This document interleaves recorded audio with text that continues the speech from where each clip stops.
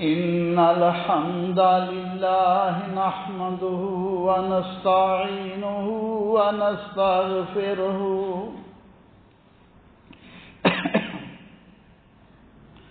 ونعوذ بالله من شرور أنفسنا ومن سيئات أعمالنا ونعوذ بالله من شرور أنفسنا ومن سيئات أعمالنا من يهده الله فلا مضل له ومن يضلله فلا هادي له وأشهد أن لا إله إلا الله وحده لا شريك له وأشهد أن محمدا عبده ورسوله اللهم صل على محمد وعلى آله وأصحابه وبارك وسلم تسليما كثيرا كثيرا أما بعد فإن خير الحديث كتاب الله وخير الهدي هدي محمد صلى الله عليه وعلى آله وسلم وشر الأمور محدثاتها وكل محدثة بدعة وكل بدعة ضلالة وكل ضلالة في النار أعوذ بالله السميع العليم وبوجهه الكريم وسلطانه القديم من الشيطان الرجيم من همزه ونفخه ونفسه بسم الله الرحمن الرحيم وتوبوا إلى الله جميعا أيها المؤمنون لعلكم تفلحون اے مومنو تم اللہ ذوالجلال کی جناب میں توبہ کرو لعلکم تفلحون تاکہ تم کامیاب ہو سکو۔ بھائیو، دوستو، بزرگو، قابل احترام خواتین اسلام، ہر انسان خطا کار ہے، گناہ گار ہے، اور خطاؤں اور گناہوں کے ازالے کے لیے شریعت نے توبہ کا حکم دیا ہے۔ توبہ کے لغوی معنی لوٹنے اور رجوع کرنے کے ہیں، اس لیے یہ لفظ اللہ ذوالجلال کے لیے بھی استعمال ہوتا ہے کہ وہ اپنے بندوں پر اس طرح کہ وہ توبہ کرنے والے بندوں کی طرف اپنی مغفرت اور رحمت کے ساتھ متوجہ ہوتا ہے اور اپنے بندے کی توبہ کو شرف قبولیت عطا فرماتا ہے، کیونکہ توبہ کرنا، توبہ کو قبول کرنا، یہ اللہ ذوالجلال کی صفت ہے۔ اور یہ لفظ توبہ بندے کے لیے بھی استعمال ہوتا ہے کہ بندہ گناہ کو چھوڑ کر اللہ ذوالجلال کی طرف رجوع کرتا ہے تاکہ اللہ اس کے اس گناہ کو معاف کر کے اسے ہدایت کے رستے پر چلنے کی توفیق دے۔ توبہ کرنے کا سب سے بڑا فائدہ یہ ہے کہ انسان گناہوں سے اس طرح پاک ہو جاتا ہے جیسا کہ اس نے گناہ کیا ہی نہیں۔ توبہ کرنے والا اللہ ذوالجلال کا دوست اور اللہ کی بارگاہ میں مقرب بن جاتا ہے۔ اس وجہ سے مومن کے لیے توبہ کو واجب قرار دیا ہے، اور رسول اللہ صلی اللہ علیہ وسلم نے فرمایا ہر انسان خطا کار ہے اور بہتر خطا کار وہ ہے کل بنی آدم خطاؤن و خیر الخطائین التوابون۔ فرمایا حضرت آدم کی ساری اولاد خطا کار ہے اور خطا کاروں میں سب سے بہتر وہ ہے جو اللہ ذوالجلال سے سب سے زیادہ توبہ کرنے والا۔ میرے بھائیو دوستو، آج ہماری حالت یہ ہو چکی ہے، سلف صالحین صحابہ کرام رضوان اللہ علیہم اجمعین کا یہ حال تھا، اگر ان سے غلطی ہو جاتی، گناہ ہو جاتا، وہ جب تک توبہ نہیں کر لیتے تھے چین سے نہیں بیٹھتے تھے۔ مگر ہماری حالت یہ ہے کہ ہم گناہ بھی کر رہے ہیں لیکن ہمیں گناہوں کا احساس تک نہیں ہوتا کہ اپنے رب سے معافی ہی مانگ لیں، اللہ کے عذاب سے بچ جائیں۔ بہت سارے مسلمان بھائی بڑے بڑے کبائر کے مرتکب ہوتے ہیں، بڑے بڑے کبیرہ گناہ کرتے ہیں، لیکن انہیں اللہ کے عذاب کا ڈر نہیں ہے۔ اللہ ذوالجلال اپنی ذات میں، اپنی صفات میں، اپنی عبادت میں اکیلا وحدہ لا شریک ہے، لیکن ہمارے بہت سارے مسلمان اللہ ذوالجلال کے دربار کو چھوڑ کر مزاروں درباروں پر جا کر سجدہ ریز ہوتے ہیں، ان کے نام کی نظر نیازیں دیتے ہیں۔ اللہ کے بندوں کو نماز میں تو یہی اقرار کرتے ہیں، ایاک نعبد و ایاک نستعین، ہم تیری ہی عبادت کرتے ہیں، تو اسے مدد مانگتے ہیں، لیکن اللہ کے بندوں کو کسی کو حاجت روا بنایا ہے، کسی کو مشکل کشا، کسی کو داتا، کسی کو غوث سمجھتے ہیں اور اپنی حاجات میں ان کو وسیلہ بناتے ہیں۔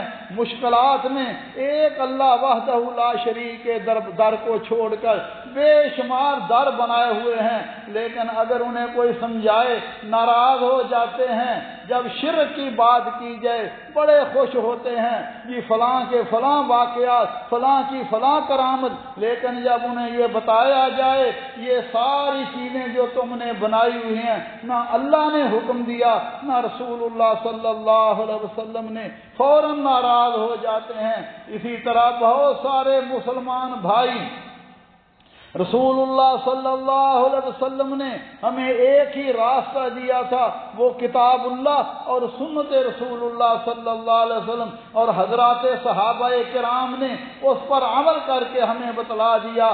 رسول اللہ صلی اللہ علیہ وسلم نے پر اللہ ذوالجلال نے دین کو مکمل کر دیا، مگر ہم بہت سارے ایسے کام کرتے ہیں جو ان کا ثبوت نہ اللہ ذوالجلال نے بتلایا نہ رسول اللہ صلی اللہ علیہ وسلم نے کیا، مگر ہم کہتے ہیں وہ جی یہ کرنا بھی تو اچھی بات ہے، اس میں کون سا گناہ ہے؟ حالانکہ نبی صلی اللہ علیہ وسلم نے ایک ضابطہ، ایک قانون بتا دیا، من احدث فی امرنا ھذا ما لیس منہ فہو رد، ہمارے اس دین میں کوئی نیا کام ایجاد کرتا ہے وہ مردود ہے، کیونکہ اس پر سنت کی مہر نہیں ہے۔ اس کے علاوہ میرے بھائیو دوستو، بہت سارے مسلمان بھائی پورا سال نماز کی کوئی پرواہ نہیں، چلو رمضان آیا الحمدللہ یہ بھی اللہ کا شکر ہے، لیکن بھائیو نماز پورے سال 5 وقت کی ہم پر فرض ہے، اس میں سستی اور غفلت نہیں کرنی چاہیے۔ فرض روزہ رکھنا، فرض زکوٰۃ دینا، حج طاقت کے باوجود حج نہ کرنا، ٹال مٹول کرنا، اسی طرح والدین کی نافرمانی کرنا، رشتہ داروں سے بدسلوکی، لین دین کے معاملے میں جھوٹ، دھوکہ، فراڈ، جوئے بازی، رشوت اور سودی لین دین میرے بھائیوں عام ہو چکا ہے۔ مسلمانوں میں حسد، حقد، کینہ، یہ ساری بیماریاں ہیں، لیکن کسی کو اس کی پرواہ نہیں ہے۔ اسی طرح عورتوں کا غیر مردوں کے سامنے کھلے منہ آنا اور بازاروں میں بھڑکیلے لباس پہن کر جانا، اللہ کے بندو یہ سارے رب کی نافرمانیاں ہیں۔ اللہ ذوالجلال ہمارے حال پر رحم فرمائے، اللہ ہمارے معاشرے کو نیکی کرنے اور برائی سے بچنے کی توفیق عطا فرمائے۔ حضرات صحابہ کرام کا یہ حال تھا۔ ایک عورت جو ہے نا قبیلے کی، اس سے غلطی ہو گئی، فوراً نبی صلی اللہ علیہ وسلم کے پاس کوئی پولیس اس کو لے کر نہیں آئی، خود آ کر کہتی ہے یا رسول اللہ مجھ سے غلطی ہو گئی ہے، مجھ پر حد قائم کیجیے۔ نبی صلی اللہ علیہ وسلم نے اس کے وارث کو بلایا، فرمایا جب یہ بچہ جنم دے لے گی اس کو پھر میرے پاس لے آنا۔ چنانچہ وہ آئی، آپ صلی اللہ علیہ وسلم نے اسے رجم کرنے کا حکم دیا۔ جب وہ اس کی نماز جنازہ پڑھائی، حضرت عمر کہنے لگے یا رسول اللہ آپ نے اس کی نماز جنازہ پڑھائی ہے حالانکہ یہ تو بدکار عورت تھی۔ فرمایا عمر لقد تابت توبۃ لو قسمت بین 70 من اہل المدینہ لوسعتهم۔ فرمایا عمر اس نے اتنی سچی توبہ کی ہے، اگر اس کی توبہ مدینے کے 70 لوگوں میں تقسیم کر دی جائے سب کے لیے کافی ہو جاتی ہے۔ کیا دیکھتا نہیں ہے اس نے اپنی جان اللہ کی رضا کے لیے قربان کر دی۔ بھائیو یہ ہمارے اولین دور کے مسلمان سے غلطیاں ہو جاتی ہیں، لیکن انسان کو اس غلطی کو دہرانا نہیں چاہیے بلکہ اللہ ذوالجلال سے معافی مانگ کر ہدایت کی راہ پر چلنا چاہیے۔ اور اللہ ذوالجلال ہمیں حکم دے رہے ہیں، فرمایا وَانِسْتَغْفِرُوا رَبَّكُمْ ثُمَّ تُوبُوا، اپنے رب سے استغفار بھی کرو اور توبہ بھی کرو، وَاسْتَغْفِرُ اللَّهَ إِنَّ اللَّهَ غَفُورٌ رَحِيمٌ۔ فرمایا اللہ سے معافیاں مانگو، اللہ ذوالجلال بخشنے والا مہربان ہے۔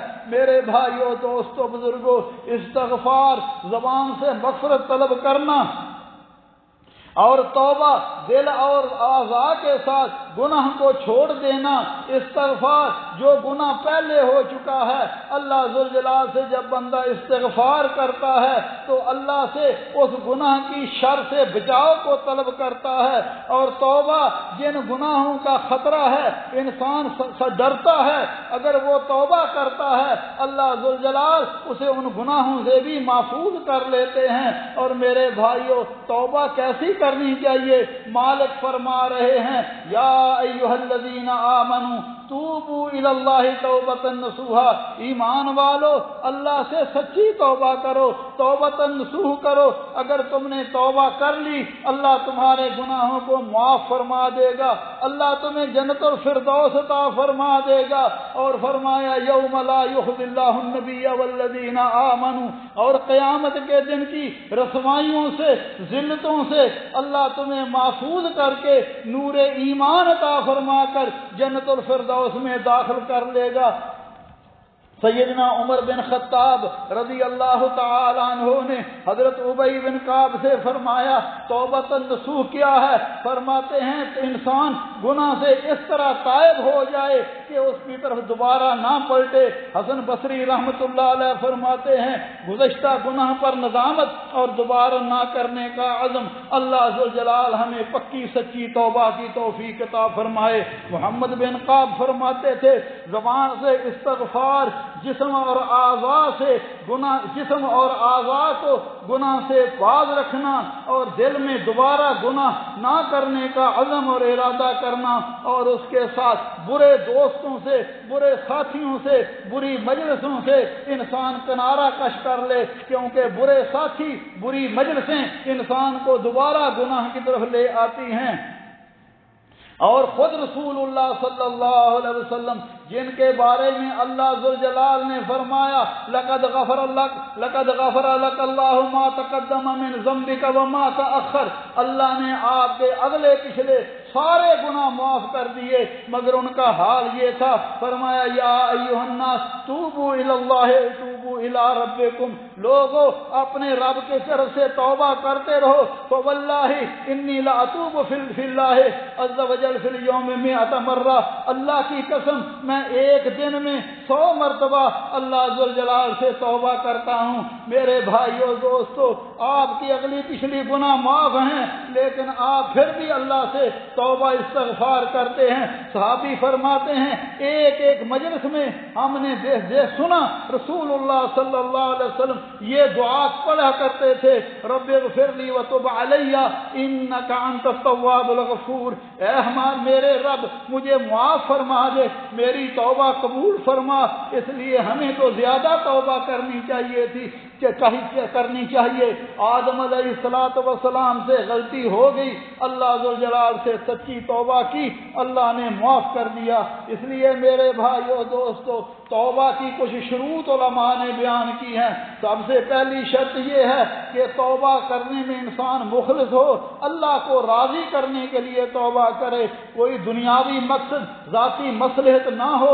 اگر دنیاوی مقصد اور ذاتی مصلحت کے لیے توبہ کرے گا تو تو توبہ کو ہوتے ہی فوراً اس سے چھوڑ دے گا اور گناہوں کی طرف پھر چل پڑے گا۔ اسی طرح دوسری شرط یہ ہے اللہ ذوالجلال سے ندامت کا اظہار کرے، شرمندگی کا اظہار کرے، یا اللہ میں تیرا عاجز بندہ ہوں، اللہ مسکین ہوں، غلطی ہو گئی، اللہ معاف فرما دے۔ اللہ ذوالجلال معاف فرما دیتے ہیں۔ اور تیسری شرط یہ ہے کہ اس گناہ کو چھوڑ دے، یہ نہیں ہے گناہ پر گناہ بھی کرتا جا رہا ہے اور اللہ سے استغفار کی تسبیحاں بھی پڑھ رہا ہے، شراب بھی پی رہا ہے، استغفار بھی کر رہا ہے، سودی کاروبار کر رہا ہے، بینکوں میں پیسے رکھے ہوئے ہیں، سود بھی کھا رہا ہے اور ساتھ توبہ کے لیے استغفار بھی کر رہا ہے۔ حضرت عبداللہ ابن عباس رضی اللہ تعالیٰ عنہ فرماتے ہیں رسول اللہ صلی اللہ علیہ وسلم نے فرمایا گناہ پر قائم رہتے ہوئے اس سے معافی مانگنے والا شخص ایسا ہے جیسا کہ معاذ اللہ ثم معاذ اللہ اپنے رب سے مذاق کر رہا ہے۔ اس حدیث کی سند اعتبار سے ضعیف ہے لیکن معنی صحیح ہے، اور اللہ ذوالجلال بھی فرما رہے ہیں والذین اذا فعلوا فاحشة او ظلموا انفسهم ذکروا اللہ فاستغفروا لذنوبهم ومن يغفر الذنوب الا اللہ ولم يصروا على ما فعلوا وهم يعلمون۔ غلطی ہو گئی فوراً اللہ کی جناب کو، اللہ کو یاد کر کے گناہوں سے معافی مانگتے ہیں، اور واقعی اللہ کے سوا کون گناہوں کو معاف کرنے والا ہے؟ فرمایا وَلَمْ يُصِرُّوا عَلَى مَا فَعَلُوا، جان بوجھ پر اس پر اصرار نہیں کرتے بلکہ گناہوں کے دروازے کو بند کر دیتے ہیں، اس لیے چھوٹا گناہ ہو بڑا ہو۔ اور اس کے ساتھ ساتھ چوتھی شرط یہ ہے کہ انسان اللہ ذوالجلال سے اس بات کا عزم کرے، وعدہ کرے یا اللہ میں آئندہ یہ گناہ نہیں کروں گا، اور اللہ ذوالجلال سے توفیق بھی طلب کرے۔ اللہ کیونکہ توفیق دینے والی اللہ ذوالجلال کی ذات ہے۔ خود رسول اللہ صلی اللہ علیہ وسلم نے ہمیں یہ دعا سکھلائی اللہم انی اسألک فعل الخیرات وترک المنکرات وحب المساکین وان تغفر لی وترحمنی۔ یا اللہ میں تو اسے سوال کرتا ہوں مجھے نیکیاں کرنے، برائیاں چھوڑنے اور مسکینوں سے محبت کرنے کی توفیق عطا فرما۔ اور پانچویں شرط یہ ہے کہ مرنے سے پہلے یہ نہیں ہے کہ فرشتے آ جائیں اب جان نکل رہی ہے اس وقت توبہ کرے، اس وقت توبہ کا کوئی فائدہ نہیں ہے۔ فرعون نے بھی آخری وقت میں توبہ کی تھی، کہنے لگا کہ میں بنی اسرائیل پر اور موسیٰ کے رب پر ایمان لایا ہوں۔ فرمایا الآن وقد عصیت من قبل وکنت من المفسدین، اب توبہ کرتا ہے، پہلے دنیا میں فساد کرتا تھا، اس وقت توبہ قبول نہیں ہوتی۔ اور میرے بھائیو دوستو، اور اس کی آخری شرط یہ ہے اگر گناہ کا تعلق بندے اور رب کے ساتھ ہے، بندہ سچے دل سے ان شرطوں کے ساتھ اللہ ذوالجلال سے توبہ کرے، اللہ معاف فرما دیتے ہیں۔ لیکن اگر گناہ کا تعلق حقوق العباد کے ساتھ ہے، کسی سے لینا دینا ہے، کسی کا حق دبایا ہے، کسی کو مارا ہے، کسی پر تہمت لگائی ہے، کسی کو کچھ برا کہا ہے، تو اس سے اپنے معاملے کو صاف کرنا چاہیے۔ حقوق اللہ تو اللہ معاف کر دیتے ہیں لیکن حقوق العباد بندوں سے ہی معاف کروانے پڑتے ہیں۔ اس لیے میرے بھائیو دوستو، انسان وقت کا کوئی پتہ نہیں کس وقت موت آ جائے، اور توبہ استغفار کے بے شمار فوائد ہیں۔ خطبہ جمعہ کا وقت تھوڑا ہے، سب سے پہلی چیز جب بندہ توبہ کرتا ہے اللہ گناہوں کو معاف فرما دیتے ہیں، گناہوں کو معاف فرما دیتے ہیں۔ دل پر جو گناہوں کے دھبے لگے ہوئے ہیں اللہ اس کو صاف کر دیتے ہیں، بلکہ اللہ ذوالجلال تو بڑے ہی رحیم اور کریم ہیں۔ فرمایا اگر تم سچی توبہ کر لو، اگر تم سچی توبہ کر لو، اپنے اعمال کو درست کر کے نیکی کے راہ پر چل جاؤ، تو پھر اللہ ذوالجلال تمہارے ساتھ کیا کریں گے؟ فرمایا الا من تاب وآمن وعمل عملا صالحا فاولئک یبدل اللہ سیئاتہم حسنات۔ فرمایا تم سچی توبہ کر لو، ایمان لے آؤ، اعمال صالحہ کرنے شروع کر دو، پچھلا گناہوں کا دروازہ بند کر کے آگے نیکیوں کا دروازہ کھول لو، پھر اللہ ذوالجلال تمہارے گناہوں کو بھی نیکیوں میں تبدیل کر دیں گے۔ گناہوں کو بھی یہ سورۃ الفرقان کی آیت نمبر 70 ہے، اور زیادہ توبہ کرنے والا اللہ کو محبوب ہوتا ہے۔ ان اللہ یحب التوابین ویحب المتطہرین۔ اسی طرح سیدنا نوح علیہ السلام نے توبہ کے بڑے ہی فوائد ہیں، استغفار کے بڑے ہی فوائد ہیں۔ آج کل ہمارے کچھ بھائیوں کی یہ ہوتے ہیں کہ جی دعا کرو، میرے پاس اولاد نہیں، اللہ مجھے نرینہ اولاد عطا فرمائے، اور جی بارشیں نہیں ہو رہی، قحط سالی ہو چکی ہے، دعا فرمائیں، کھیتوں میں برکت نہیں ہے، مال میں برکت نہیں ہے، دعا فرمائیں۔ حضرت نوح علیہ السلام نے اس کا ایک طریقہ بتلا دیا تھا، سورہ نوح پڑھ لیجئے۔ فرمایا فَقُلْتُ اسْتَغْفِرُوا رَبَّكُمْ إِنَّهُ كَانَ غَفَّارًا يُرْسِلِ السَّمَاءَ عَلَيْكُمْ مِدْرَارًا وَيُمْدِدْكُمْ بِأَمْوَالٍ وَبَنِينَ وَيَجْعَلْ لَكُمْ جَنَّاتٍ وَيَجْعَلْ لَكُمْ أَنْهَارًا مَا لَكُمْ لَا تَرْجُونَ لِلَّهِ وَقَارًا۔ فرمایا تم اللہ سے سچی توبہ کرو، اپنے گناہوں کی معافی مانگو، وہ بڑا بخشنے والا مہربان ہے، وہ معاف بھی کر دے گا، تمہارے گناہوں کو فرشتوں سے بھی بلا دے گا، غفار ہے۔ فرمایا جب تم توبہ کرو گے، گناہوں کو چھوڑ دے گو، پھر فرمایا آسمان سے تم پر بارشیں ہوں گی اور اللہ تمہارے مال اور تمہارے بیٹوں سے تمہاری مدد کرے گا، اللہ نیک اولاد بھی عطا فرما دے گا، مال میں بھی برکت ہو جائے گی، نہریں بھی جاری ہو جائیں گی، باغات بھی پیدا کریں گے۔ لیکن اگر توبہ نہیں کرو گے، گناہ پر گناہ کرتے جا رہے ہو، تو پھر اللہ ذوالجلال کی پکڑ بڑی سخت ہے۔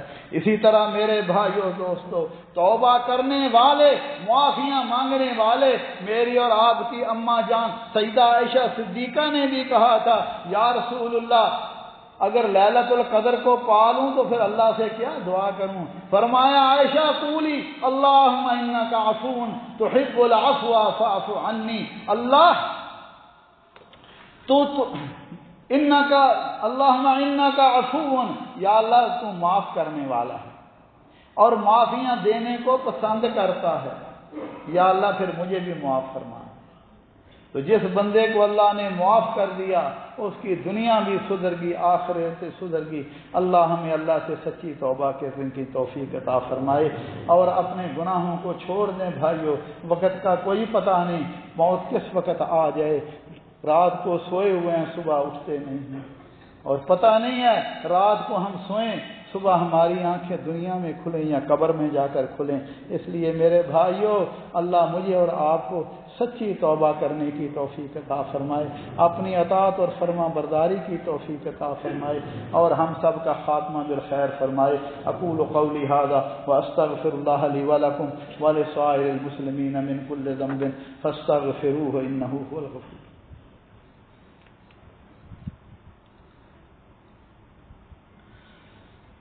الحمد للہ وسلام علی عبادہ الذین اصطفى، اشہد ان لا الہ الا اللہ وحدہ لا شریک لہ واشہد ان محمدا عبدہ ورسولہ۔ اللہم صل علی محمد وعلی آلہ واصحابہ وبارک وسلم تسلیما کثیرا کثیرا۔ بھائیوں، دوستوں، بزرگوں، جیسا کہ آپ جانتے ہیں کہ رمضان آیا تھا، تیزی سے گزر رہا ہے، چند دن باقی ہیں۔ اللہ ذوالجلال ہماری عبادتوں کو قبول فرمائے، اور رسول اللہ صلی اللہ علیہ وسلم نے فرمایا تھا کہ وہ بندہ اللہ کی رحمت سے دور ہو گیا کہ رمضان میں بھی اپنے گناہوں کی معافی نہ حاصل کر سکے۔ اللہ ہمارے گناہوں کو معاف فرمائے۔ اور یہ رمضان ایک ٹریننگ کا مہینہ ہے، یہ نہیں ہے کہ بس رمضان آیا ہم بھی مسجد میں آ گئے، رمضان گیا تو ہم بھی گئے، کیونکہ اللہ ذوالجلال جس نے رمضان بھیجا ہے اسی کا حکم ہے وَاعْبُدْ رَبَّكَ حَتَّى يَأْتِيَكَ الْيَقِينُ، موت تک اللہ کی عبادت کرو۔ اللہ نے ہمیں رمضانی نہیں بنایا، ہمیں ہمیشہ اپنی اطاعت و فرما برداری کے لیے پیدا کیا ہے۔ رمضان کے آخر میں روزوں کے لیے صدقہ فطر رسول اللہ صلی اللہ علیہ وسلم نے فرض کیا۔ بندے سے کتنی بھی کوشش کرے کوئی نہ کوئی غلطی، زبان سے کوئی لغزش ہو ہی جاتی ہے، اور نبی صلی اللہ علیہ وسلم نے فرمایا روزے کے دوران بندہ اگر کوئی جھوٹی بات یا کوئی غلط کام نہیں کرتا ہے تو اللہ کو اس کے بھوکے پیاسے کی رہنے کی ضرورت نہیں ہے، لیکن اللہ نے نبی صلی اللہ علیہ وسلم نے زکوٰۃ الفطر یعنی فطرانہ اس کو فرض قرار دیا تاکہ بندے کے جو گناہ چھوٹے موٹے ہیں اللہ اس کے وجہ سے ان کو معاف فرما دے۔ رسول اللہ صلی اللہ علیہ وسلم نے، حضرت عمر فرماتے ہیں ان رسول اللہ صلی اللہ علیہ وسلم فرض زکوٰۃ الفطر من رمضان علی کل نفس من المسلمین، فرمایا رسول اللہ صلی اللہ علیہ وسلم نے ہر مسلمان پر زکوٰۃ الفطر کو فطرانے کو فرض قرار دیا ہے، خواہ وہ آزاد ہو، غلام ہو، بچہ ہو، بچی ہو، عورت ہو، مرد ہو، چھوٹا ہو، بڑا ہو، تب پر صدقہ فطر جو ہے وہ فرض ہے، خواہ انہوں نے روزے رکھے یا بڑھاپے کی وجہ سے روزے نہیں رکھ سکتے، کیونکہ صدقہ فطر کا فائدہ جو ہے نبی صلی اللہ علیہ وسلم نے فرمایا طہرۃ للصائم من اللغو والرفث، یہ روزے دار کے روزوں کو لغویات اور فحش گوئی سے پاک کرنے کے لیے ہیں اور مساکین کے لیے کھانے کا بندوبست ہے، لہذا صدقہ فطر ہر مسلمان پر فرض ہے، خواہ وہ چھوٹا ہے، بڑا ہے، عورت ہے، مرد ہے، تو ہر مسلمان کو رمضان المبارک میں اگر کوئی شخص عید کا چاند نکلنے سے پہلے فوت ہو گیا ہے تو اس پر صدقہ فطر نہیں ہے، اگر کوئی بعد میں فوت ہوا ہے تو اس پر صدقہ فطر ہے، ہاں اگر اس کے وارث پہلے والے کے دینا چاہیں تو دے سکتے ہیں۔ اسی طرح جو بچہ آخری روزے کے غروب ہونے سے پہلے پیدا ہوا ہے اس پر صدقہ فطر ہے، اور جو غروب آفتاب کے بعد پیدا ہوا ہے کیونکہ وہ شوال میں پیدا ہوا ہے اس پر صدقہ فطر نہیں ہے۔ صدقہ فطر کے لیے قدرت اور طاقت ضروری ہے، یعنی اس شخص کے پاس دن اور رات کے لیے نان نفقہ سے زائد سامان ہو، مثلا ایک بندہ ہے اس کے پاس اگر ایک رات کا کھانا اور ایک رات کا پینا وغیرہ اس سے زائد سامان ہو تو پھر اس پر صدقہ فطر جو ہے وہ واجب ہے، وہ ضروری ہے، مگر یہاں تو الحمدللہ سب کے پاس یہ نعمتیں اللہ نے دی ہوئی ہیں، اس لیے صدقہ فطر فرمایا کہ جو تمہارے متاعت ہیں، مثلا اولاد ہے، اگر وہ آپ کے ساتھ چاہے آپ اس کی کفالت کر رہے ہیں، آپ کے خادم ہیں تو ان کی طرف سے صدقہ فطر آپ کو دینا چاہیے، لیکن اگر کوئی بندہ صدقہ فطر ادا نہیں کرتا تو وہ گناہ گار ہے۔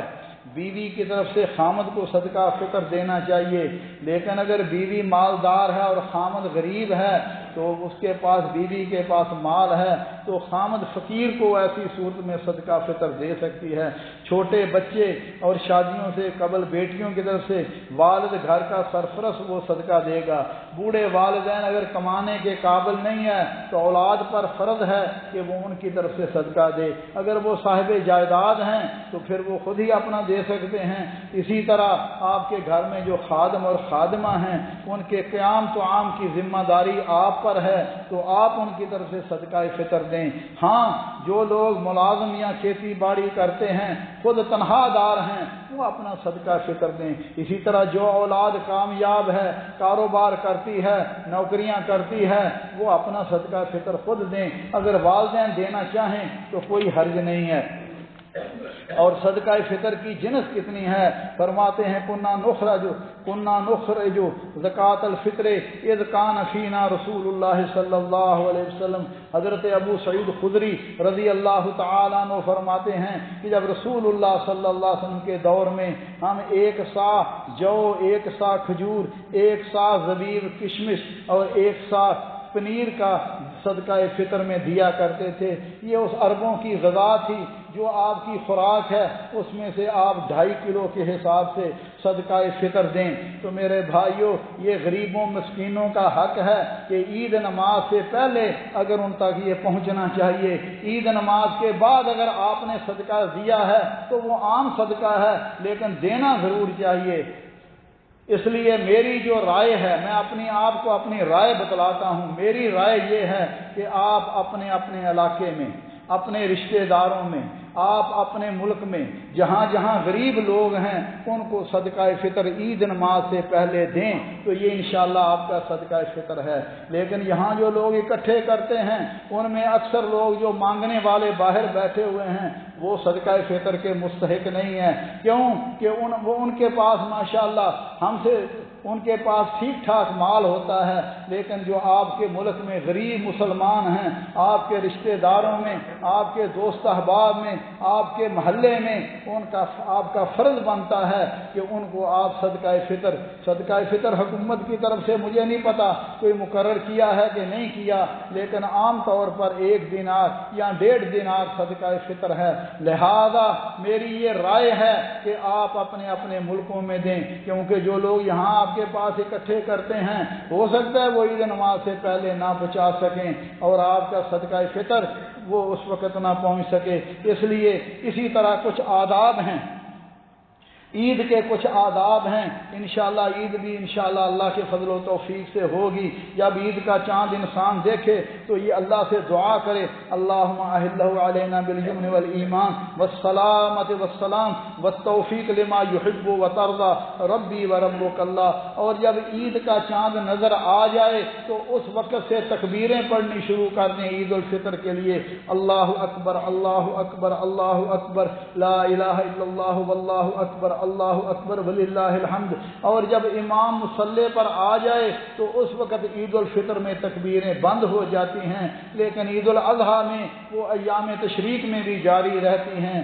مرد حضرات جب گھر سے نکلیں تو اس وقت وہ بلند آواز سے، گھر میں بھی بلند آواز سے تکبیریں پڑھیں، عورتیں آہستہ آواز سے تکبیریں پڑھیں۔ اسی طرح میرے بھائیو دوستو، عید کے نماز کے کچھ آداب ہیں۔ عید کے دن غسل کرنا مستحب ہے۔ حضرت عبداللہ ابن عمر فرماتے ہیں نماز عید الفطر کے جانے سے پہلے غسل فرمایا کرتے تھے، اور یہ سلف صالحین کی سنت ہے۔ عید کے روز اچھا صاف ستھرا عمدہ لباس پہننا چاہیے۔ نبی صلی اللہ علیہ وسلم ہر عید کے موقع پر خوشنما دھاری دار یمنی چادر اوڑھا کرتے تھے، اور عید کے موقع پر آپ اچھا اور عمدہ لباس پہنتے تھے۔ آپ کے پاس ایک انتہائی خوبصورت جبہ تھا جسے آپ صلی اللہ علیہ وسلم عیدین اور جمعے کے روز پہنا کرتے تھے۔ اسی طرح عید نماز سے پہلے صحابی فرماتے ہیں امرنا رسول اللہ صلی اللہ علیہ وسلم فی العیدین ان نلبس اجود ما نجد وان نتطیب اجود ما نجد۔ رسول اللہ صلی اللہ علیہ وسلم نے ہمیں حکم دیا کہ عید کے موقع پر بہتر سے بہتر لباس پہنے، مگر سادہ ہو۔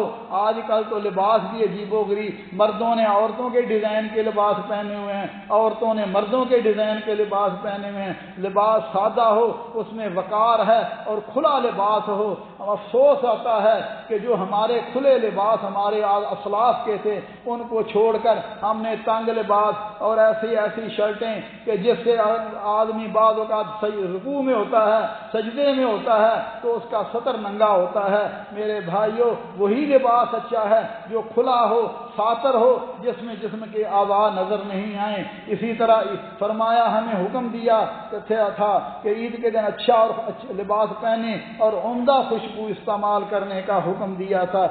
عید الفطر میں نماز سے پہلے نبی صلی اللہ علیہ وسلم کھجوریں تناول فرمایا کرتے تھے، کھجوریں کھایا کرتے تھے، اور وہ بھی طاق عدد میں۔ اسی طرح عید کی نماز کھلے میدان میں نبی صلی اللہ علیہ وسلم پڑھا کرتے تھے۔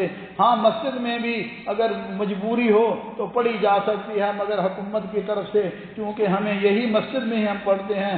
عیدگاہ میں عورتیں بھی جائیں، بوڑھی مرد عورتیں بھی جائیں، مرد بھی جائیں، اور عورتوں کے لیے علیحدہ بندوبست ہونا چاہیے۔ عید کی نماز کے لیے پیدل چل کر جانا افضل ہے، جس راستے سے جائیں واپس دوسرے راستے سے آئیں اور تکبیریں پڑھتے جائیں۔ اسی طرح میرے بھائیو دوستو، اللہ عید کی نماز سے پہلے کوئی نفل نہیں ہے، مسجد میں اگر آئیں تو تحیت المسجد پڑھ سکتے ہیں۔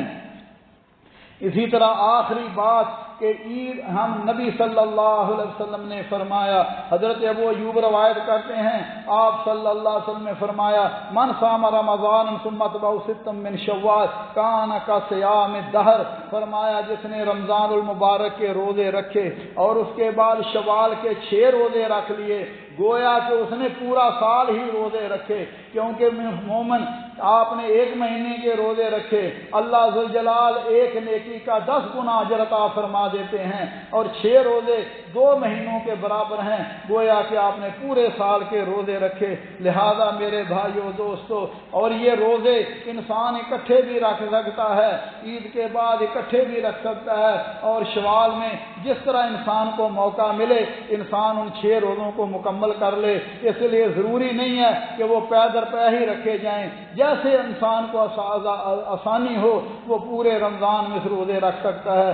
اللہ ذوالجلال مجھے اور آپ کو جو باتیں کی ہیں ان پر عمل کرنے کی توفیق عطا فرمائے، اللہ ہمارے گناہوں کو معاف فرمائے، اللہ ہمیں دین پر استقامت نصیب فرمائے جب تک دنیا میں رہیں۔ میرے بھائیو، اللہ ذوالجلال ہمیں اسلام اور ایمان پر زندہ رکھے، کیونکہ سب سے بڑی سعادت یہ ہے کہ بندہ دنیا میں رہتے ہوئے بھی اللہ کا فرما بردار ہو، اور جب دنیا سے جا رہا ہو اس وقت اللہ ذوالجلال اسے کی طرف سے اسے یہ جواب آئے، یا ایتھا النفس المطمئنہ ارجعی الی ربک راضیۃ مرضیہ فادخلی فی عبادی وادخلی جنتی۔ اس وقت خوشخبریاں آ جائیں، اللہ ہمیں بھی وہ نصیب فرمائیں۔ اے مطمئن جان، اپنے رب کی طرف چل، اللہ تجھ سے راضی اور تو اپنے رب سے راضی، یہ تیرے لیے اللہ نے جنت بنائی ہوئی ہے، اللہ ہمیں جنت الفردوس کا مستحق بنائے۔ ربنا ظلمنا انفسنا وان لم تغفر لنا وترحمنا لنكونن من الخاسرين، اللهم انك عفو تحب العفو فاعف عنا، اللهم فاطر السماوات والارض انت ولينا في الدنيا والاخره، اللهم توفنا مسلمين والحقنا بالصالحين، اللهم ارنا الحق حقا وارزقنا اتباعا وارنا الباطل باطلا وارزقنا اجتنابا۔ رب کریم غفور رحیم، اللہ ہمارے گناہوں کو معاف فرما، یا اللہ دین پر استقامت نصیب فرما، جب تک دنیا میں رہیں اللہ اسلام اور ایمان پر زندہ رکھنا، اور جب ہماری موت آئے اللہ مسلمان کر کے مارنا، اور اپنے حبیب صلی اللہ علیہ وسلم اور آپ کے پاک باز صحابہ کرام اہل بیت عظام کے ساتھ جنت الفردوس عطا فرمانا۔ یا اللہ ہمیں بھی ہمارے بیماروں کو شفاء کاملہ عاجلہ عطا فرما، ہمارے عزیز ابو بکر کیلانی بیمار ہیں ان کے لیے دعا فرمائے، اللہ انہیں شفاء کاملہ عاجلہ عطا فرما۔ یا اللہ ہمیں بھی ہمارے بیماروں کو شفاء کاملہ عاجلہ عطا فرما، ایسی پیاری صحت عطا فرما کہ اس کے بعد بیماری نہ رہے۔ یا اللہ ہمارے والدین پر رحم فرما، جیسے انہوں نے بچپن میں ہم پہ رحم کیا، ان میں جو زندہ ہیں اللہ انہیں صحت و عافیت اور ایمان عطا فرما، اور ہمیں ان کی خدمت کر کے جنت الفردوس حاصل کرنے کی توفیق عطا فرما، اور جو فوت ہو چکے ہیں اللہ ذوالجلال ان کی قبروں کو جنت کے باغ بنا۔ یا اللہ غزہ کے مسلمانوں پر رحم فرما، اللہ غزہ کے مسلمانوں، فلسطین کے مسلمانوں کی مدد فرما، اللہم انصر لہم نصرا عزیزا، اللہم افتح لہم فتحا قریبا۔ یہ باہر بھائی غزہ کے لیے چندہ اکٹھا کرنے کے لیے آئے ہیں، آپ میں جو بھی توفیق ہے ان کی مدد کریں، لیکن جیسے کہ میں نے بتایا کہ فطرانہ کوشش کریں کہ اپنے ہاتھ میں اپنے اپنے علاقوں میں دیں، اللہ قبول فرمائے۔ اللہم اجعل ھذا البلد آمنا مطمئنا وسائر بلاد المسلمین یا ارحم الراحمین۔ عباد اللہ رحمکم اللہ، ان اللہ یأمر بالعدل والاحسان وایتاء ذی القربى وینہی عن الفحشاء والمنکر والبغی یعظکم لعلکم تذکرون، اذکروا اللہ یذکرکم وادعوه یستجب لکم ولذکر اللہ اکبر، واللہ یعلم ما تصنعون۔ واقم